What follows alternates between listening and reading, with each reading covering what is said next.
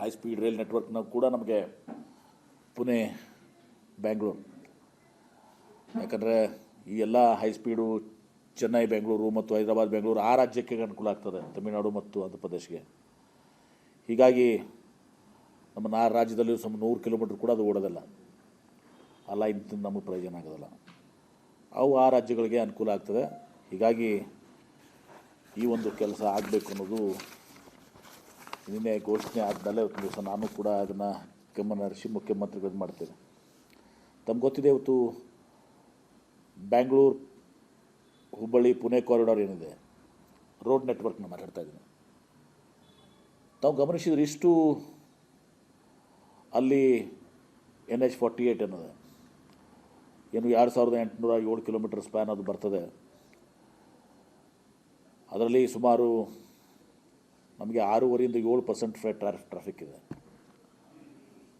ಸರಕು ಒತ್ತಡ ಇವತ್ತು ದಿವಸ ಟ್ರಾಫಿಕ್ ಏನಿದೆ 6.5ರಿಂದ 7% ಇದೆ.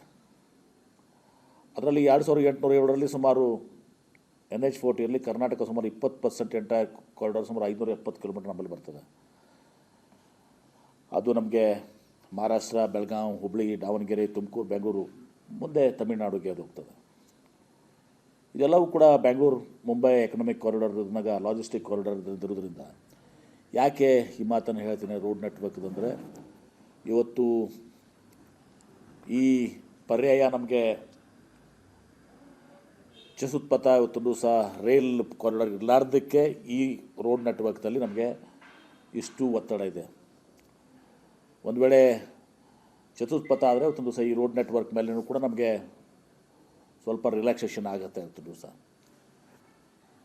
ರೈಲ್ವೆ ನೆಟ್ವರ್ಕ್ ಇರಲಾರ್ದಕ್ಕೆ ಇವತ್ತೊಂದು ದಿವಸ ಈ ರೋಡ್ ನೆಟ್ವರ್ಕ್ ಮೇಲೆ ಇವತ್ತು ಹೆಚ್ಚಿನ ಒಂದು ಒತ್ತಡ ನಮ್ಮ ಮೇಲೆ ಬಂದಿದೆ. ಸುಮಾರು ಲಾಜಿಸ್ಟಿಕ್ಸ್ನಲ್ಲಿ 32ರಿಂದ 36% ಇವತ್ತು ಇಂಟರ್ಸ್ಟೇಟ್ ಮತ್ತು ಹೆವಿ ಫ್ರೈಟ್ ಮೂವ್ಮೆಂಟ್ ಇವತ್ತು ಸಹ ನಮ್ಮ ರಾಜ್ಯದ ಮೇಲೆ ಆಗ್ತದೆ. ಹೀಗಾಗಿ ಅನೇಕ ಉದಾಹರಣೆಗಳಿದ್ದಾವೆ. ಅದೆಲ್ಲವನ್ನು ಕೂಡ ಮುಖ್ಯಮಂತ್ರಿಗಳಿಂದ ಒಂದು ಪತ್ರವನ್ನು ಬರೆಸಿ, ಅಷ್ಟೇ ಅಲ್ಲ ಮುಖ್ಯಮಂತ್ರಿಗಳು ನೆಕ್ಸ್ಟ್ ದಿಲ್ಲಿಗೆ ಹೋಗ್ತಾರೆ. ಅಶ್ವಿನಿ ವೈಷ್ಣವ್ ಅವರಿಗೆ ಭೇಟಿಯಾಗಿ ಈ ಒಂದು ಮನವಿಯನ್ನು ಕೂಡ ಅವ್ರಿಗೆ ಕೊಡಲಿಕ್ಕೆ ಇವತ್ತೊಂದು ದಿವಸ ನಾನು ಅವ್ರಿಗೆ ವಿನಂತಿಸ್ಕೋತೇನೆ. ಒಟ್ಟಾರೆ ಕರ್ನಾಟಕ ರಾಜ್ಯಕ್ಕೆ ಇವತ್ತು ಏನು ಇದು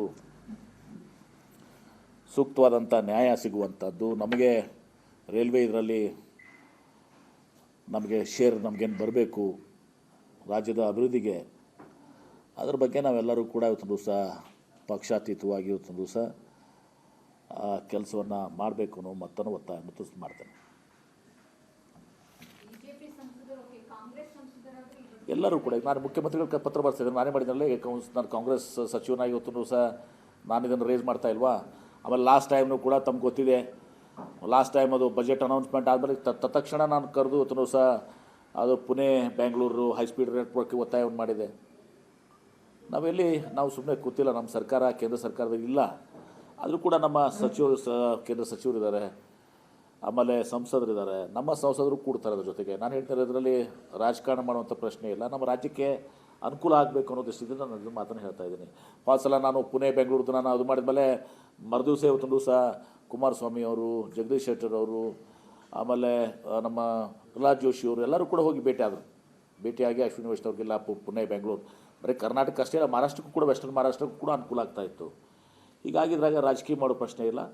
ಆದರೆ ಅವು ಯಾವುದೂ ಕೂಡ ಮಟೀರಿಯಲೈಸ್ ಆಗ್ತಾಯಿಲ್ಲ. ಅದು ಪುಣೆ ಏನು ನಮ್ಮ ಬೆಂಗಳೂರು ಆಗಲಿ ಯಾವುದನ್ನು ಕೂಡ ಮಟೀರಿಯಲೈಸ್ ಆಗಿಲ್ಲ. ಇದನ್ನು ಚತುಷ್ಪಥ ಏನು 4 ಲೈನಿಂಗಿಗೆ ಅನೌನ್ಸ್ ಮಾಡಿದ್ದಾರೆ, ಇದರಲ್ಲಿ ಒಂದೂ ಕೂಡ ಇಲ್ಲ. ಅವತ್ತು ಸಹ ಲಾಸ್ಟ್ ಹೈ ಸ್ಪೀಡ್ ನೆಟ್ವರ್ಕ್ಸ್ನು 7 ಇದು ಮಾಡಿದರು, 7ರಲ್ಲಿ ಒಂದೂ ಕೂಡ ಇಲ್ಲ.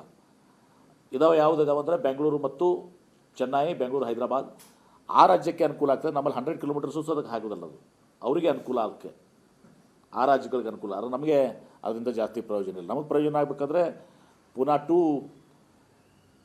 ಬ್ಯಾಂಗ್ಳೂರು, ಯಾಕಂದರೆ ಮುಂಬೈ ಪುಣೆ ಈಗಾಗಲೇ ಹೈ ಸ್ಪೀಡ್ ನೆಟ್ವರ್ಕ್ ಅದು ರೋಡ್ ನೆಟ್ವರ್ಕ್ನಲ್ಲಿದೆ. ಅದ್ರ ಜೊತೆಗೆ ಇದೊಂದು ಆಗಿಬಿಟ್ರೆ ಗ್ರೀನ್ಫೀಲ್ಡು ಆಗಿಬಿಟ್ರೆ ನಮಗೆ ವೆಸ್ಟರ್ನ್ ಮಹಾರಾಷ್ಟ್ರ ಬಂದ ಬೆಳಗಾವಿ, ಉತ್ತರ ಕರ್ನಾಟಕ, ಸೆಂಟ್ರಲ್ ಕರ್ನಾಟಕ ಇಲ್ಲಿ ಬಂದು ಮತ್ತು ಅದನ್ನು ಮುಂದುವರ್ಸ್ಕೊಂಡು ಮೈಸೂರಿಗೂ ಕೂಡ ಒಯ್ಬೋದು.